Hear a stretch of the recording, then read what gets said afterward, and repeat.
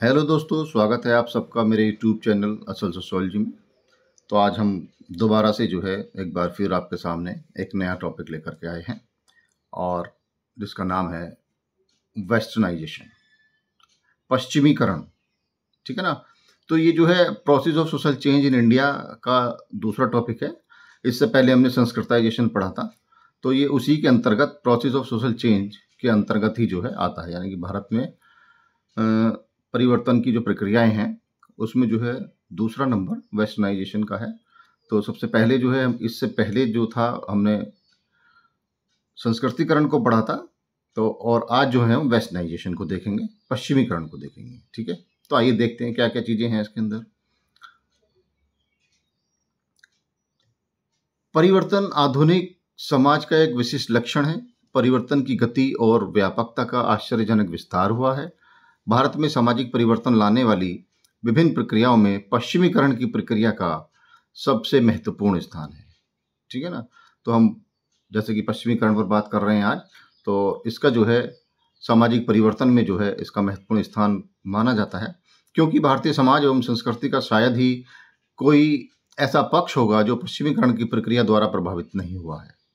श्रीनिवास के विचारों के अनुसार लगभग 200 वर्षों के अंग्रेजी शासनकाल में जो परिवर्तन भारतीय समाज एवं संस्कृति के विभिन्न पक्षों में हुए हैं वही पश्चिमीकरण है। ठीक है ना।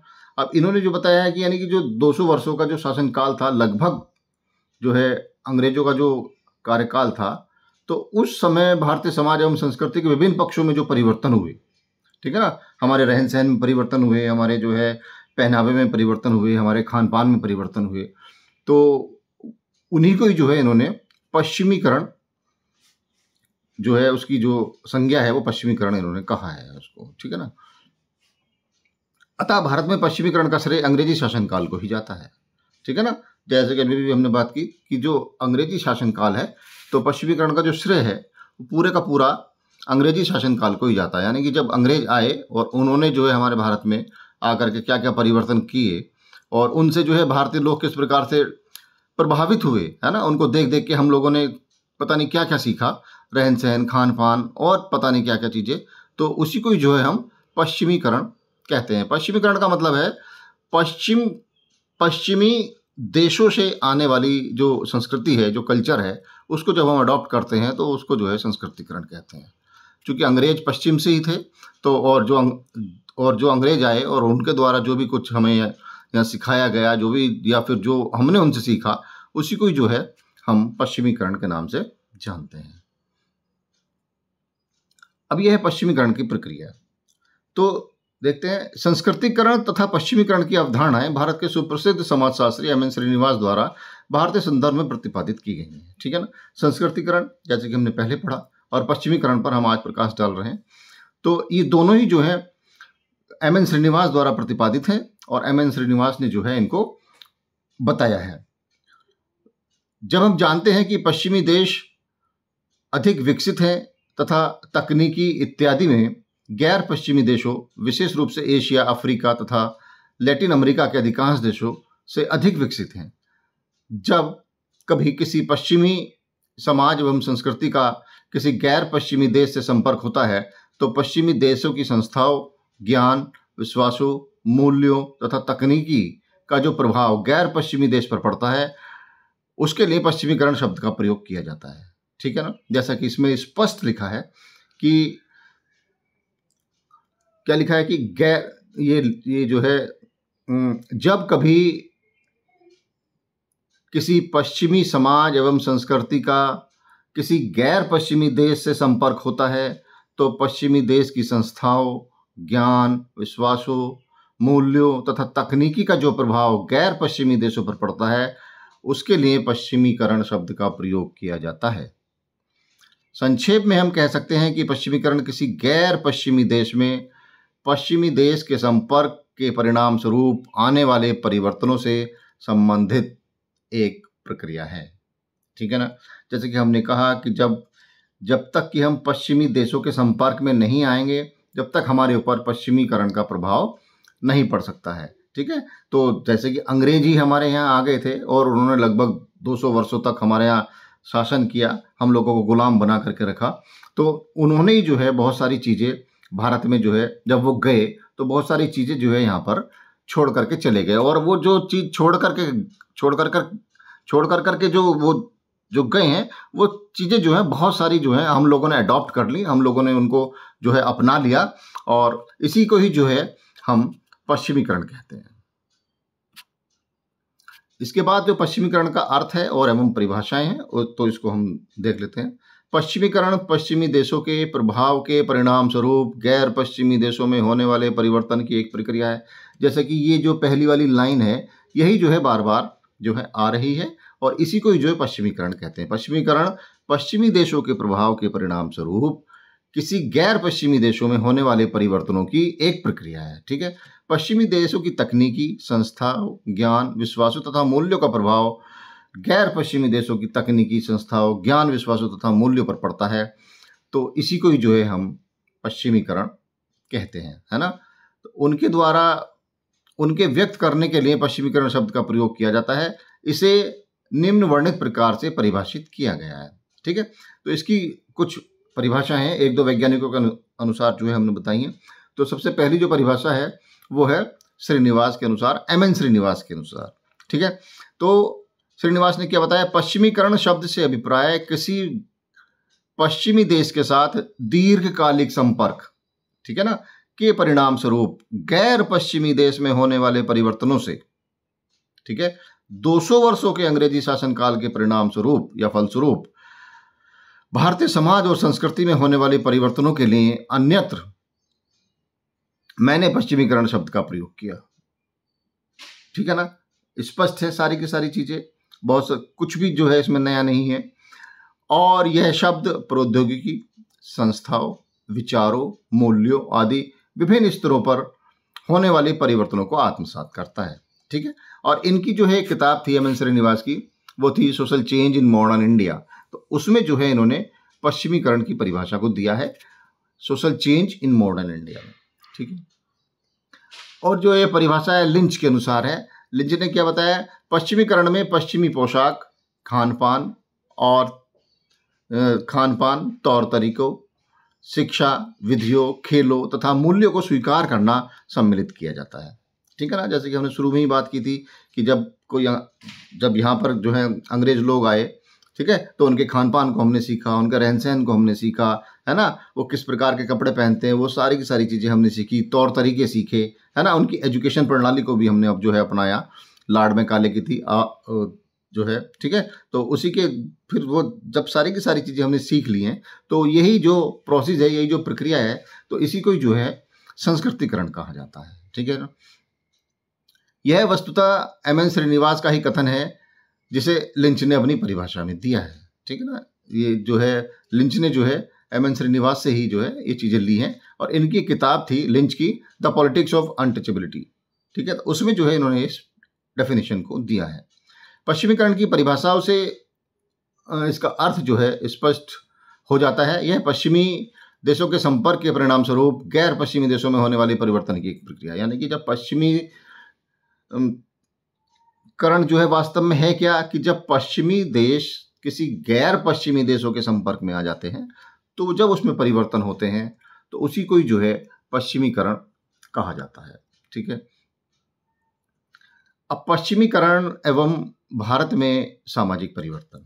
ठीक है, यानी कि पश्चिमीकरण और भारत में सामाजिक परिवर्तन, westernisation and social change in India. अब हमें देखना है भारत में पश्चिमीकरण की प्रक्रिया के प्रभाव अन्य प्रक्रियाओं की अपेक्षा अधिक रहे हैं। अंग्रेजी शासनकाल में प्रारंभ में यह प्रक्रिया आज भी भारतीय समाज एवं संस्कृति में विविध प्रकार के परिवर्तनों का मुख्य स्रोत है।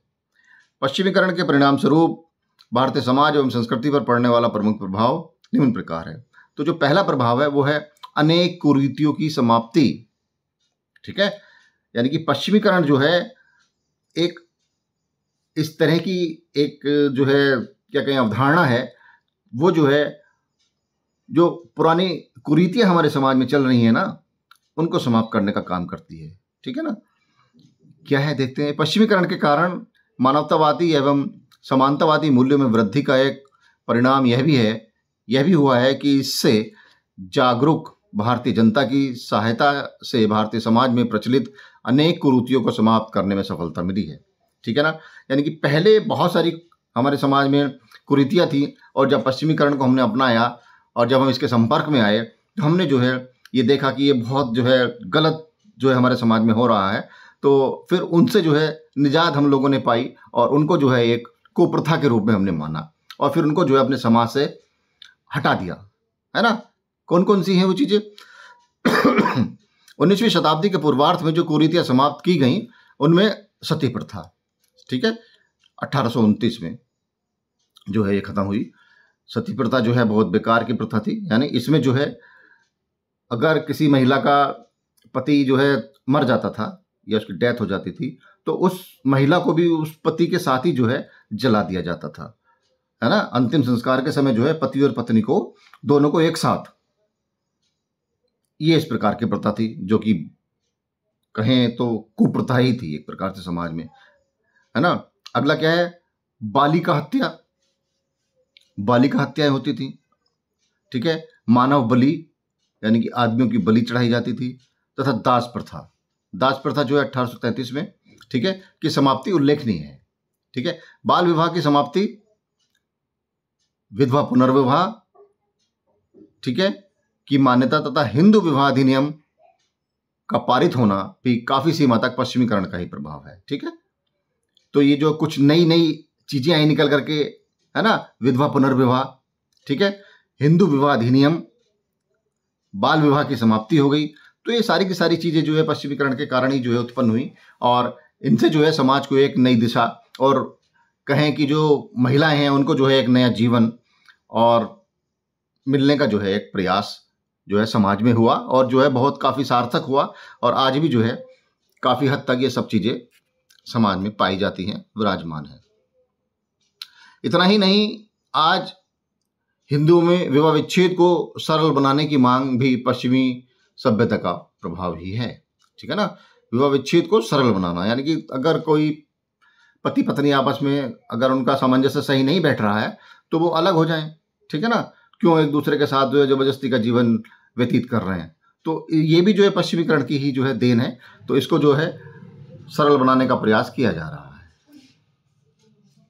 दूसरा क्या है? स्त्रियों की स्थिति में सुधार, ठीक है। अब जैसे कि हमने पहले वाले हेडिंग्स में पढ़ा, पहले वाले उसमें टॉपिक में पढ़ा, ठीक है, तो वो भी जो है ज्यादातर संबंधित स्त्रियों से ही था, है ना, कि जो है विधवा पुनर्विवाह हुआ, सती प्रथा का अंत हुआ। तो ये सारी की सारी क्या है? इन सब चीजों से जो है स्त्रियों को ही तो बल मिला, है ना। देखते हैं क्या है इसमें। पश्चिमीकरण विशेष रूप से स्त्रियों में पश्चिमी शिक्षा की प्राप्ति के परिणाम स्वरूप भारतीय समाज में स्त्रियों की परिस्थिति में भी जो सुधार हुआ में भी सुधार हुआ है। आज स्त्रियां जीवन के सभी पहलुओं में पुरुषों के साथ कार्य कर रही हैं तथा किसी भी क्षेत्र में उनसे पीछे नहीं है, ठीक है ना। तो आज की जो महिला है वो जो है पुरुष के साथ कंधे से कंधा मिलाकर और कदम से कदम मिलाकर जो है उसका साथ दे रही है और आगे निकल रही है। साथ मैं तो ये कहूँगा कि जो है पुरुषों से भी काफ़ी जो है आगे निकल गई हैं आजकल की महिलाएं। इससे था समान वयस्क मताधिकार से लिंग पर आधारित भेदभाव समाप्त हो गया और आज स्त्रियां सत्ता, प्रतिष्ठा एवं अन्य सुविधाओं से युक्त महत्वपूर्ण पदों पर अपनी भूमिका निभाकर अपना योगदान दे रही हैं, ठीक है ना। तो इससे जो है वेस्टर्नाइजेशन से या पश्चिमीकरण से स्त्रियों की स्थिति में जो है काफ़ी सुधार आया है और ये सुधार निरंतर जारी है और होता रहेगा और आगे भी। महिलाओं की जो है स्थिति के लिए, परिस्थिति के लिए है समाज निरंतर प्रयास करता रहेगा कि उनको जो है किस प्रकार से ऊंचा उठाएं और किस प्रकार से उनको जो है मान सम्मान जो है समाज में प्राप्त हो। अब तीसरा जो हेडिंग है वो है जाति व्यवस्था में परिवर्तन, ठीक है, चेंजेस इन कास्ट सिस्टम। अब पश्चिमीकरण ने भारतीय समाज में प्रचलित जाति व्यवस्था के स्वरूप को भी महत्वपूर्ण दृष्टि से परिवर्तित कर दिया है, ठीक है ना। यानी कि जब पश्चिमीकरण है तो कास्टिज्म भी जो है थोड़ा बहुत, मतलब पूरा तो नहीं लेकिन बहुत ज़्यादा फर्क पड़ता है इन सब चीज़ों से। तो प्रभाव जो है जाति प्रथा का जो है बहुत कम है समाज में, ठीक है। पश्चिमी विचारधारा, जीवन पद्धति एवं शिक्षा से जाति दूरी कम हुई तथा नवीन व्यवसाय में वृद्धि के कारण अनेक जातियों के परंपरागत व्यवसाय बदल गए, ठीक है। तो जो हमारी जाति की जो पहचान थी, पुरातन पहचान जो थी हमारी, वो क्या थी? जिसकी जो जाति होती थी उसी जाति से संबंधित उसका व्यवसाय होता था, ठीक है ना। लेकिन जब पश्चिमीकरण को हम लोगों ने अपना लिया तो अब कोई व्यवसाय किसी पर्टिकुलर जाति का नहीं रह गया है। अब कोई भी व्यक्ति कोई भी व्यवसाय कर सकता है ना। अब जैसे चमड़े का काम जो है एक पर्टिकुलर कास्ट का ही था कि वो जो है एक वही व्यक्ति करेंगे, लेकिन आज जूते बनाने का काम तो कोई भी कर सकता है। जूते की दुकान किसी की भी हो सकती है, ठीक है ना।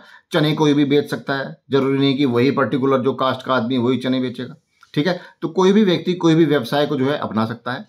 तो ये जो है बड़ा चेंज जो है पश्चिमीकरण के कारण समाज में आया, ठीक है। आगे देखते हैं, संयुक्त परिवार का विघटन, ठीक है। ये जो है चौथा पॉइंट है, संयुक्त परिवार का विघटन। इसमें क्या है, संयुक्त परिवार में परिवर्तन करने वाले कारकों में पश्चिमीकरण का विशेष स्थान है, ठीक है।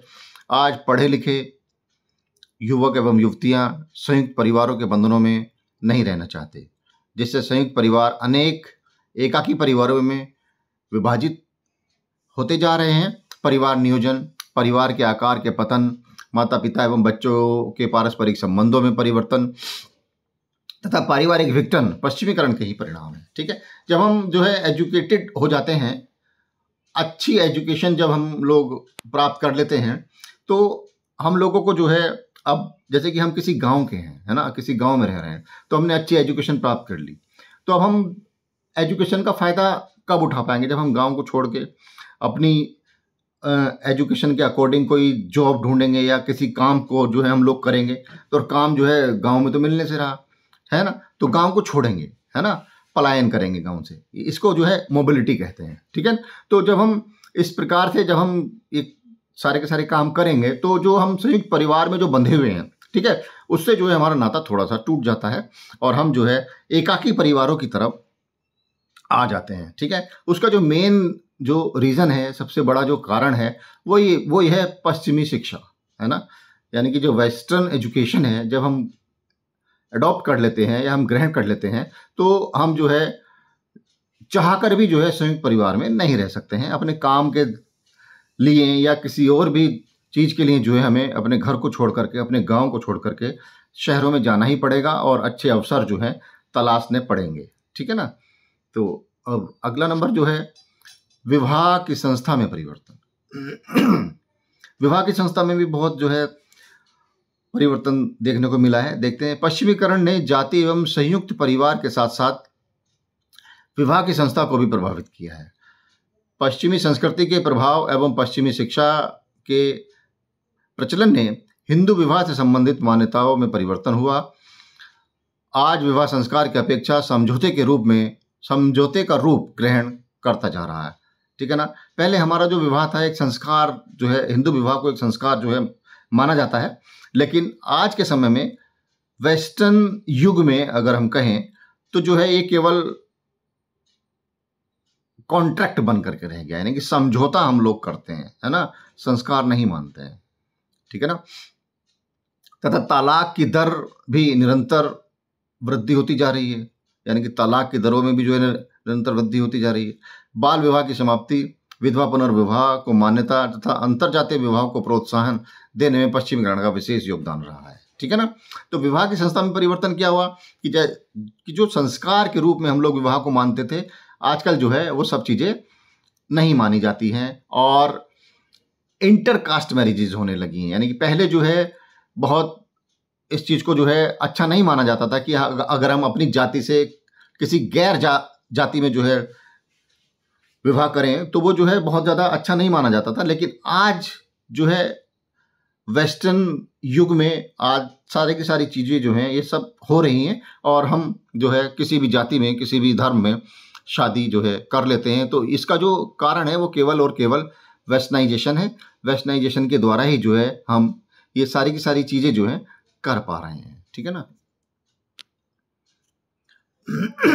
धर्मनिरपेक्षीकरण, भारत में धर्मनिरपेक्षीकरण की प्रक्रिया का श्रेय भी पश्चिमीकरण को ही जाता है।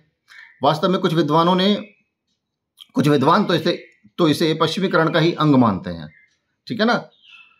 अंग्रेजी शासनकाल में समानतावादी एवं मानवतावादी मूल्यों में वृद्धि, शिक्षा के प्रसार तथा आवागमन के साधनों में वृद्धि से लौकिक, तार्किक एवं वैज्ञानिक विचारधाराओं में वृद्धि हुई। ठीक है। धर्मनिरपेक्षीकरण का क्या मतलब है कि धर्म को जो है बहुत ज़्यादा तवज्जो नहीं देते हैं। आज का जो समय है वो जो है एकदम से तर्क वाला जो टाइम है वो है ना। कोई भी चीज़ सही है तो उसको सही मानो, अगर कोई भी चीज़ ढकोसला है, कोई भी चीज़ इस तरह की है कि जो तुम्हें जो है नहीं सही लग रही है तो उसको मत मानो, ठीक है ना।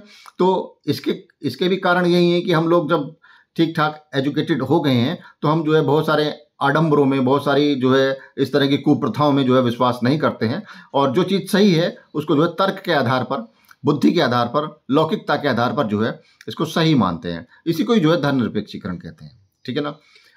आगे देखते हैं। अतः पश्चिमीकरण की प्रक्रिया ने भारतीय समाज के प्रत्येक वर्ग को, प्रत्येक पक्ष को प्रभावित किया है।